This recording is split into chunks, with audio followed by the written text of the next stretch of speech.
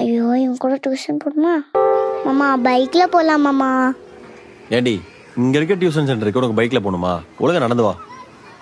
மாமா தூக்கு மாமா. தூக்கலாம் முடியாது, வா. ஏன் மாமா?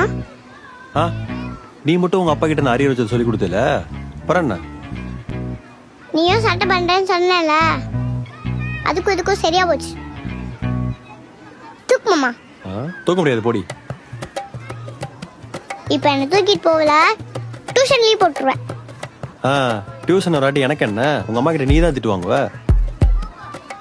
நீ தான் என்ன கூட்டு போகணும்னு சொல்லிடுவேன், அப்புறம் நீ தான் திட்டு வாங்குவ. நீ என்ன சொன்னாலும் நான் பைக்ல கூட்டு போக முடியாது செல்லம். வாங்க.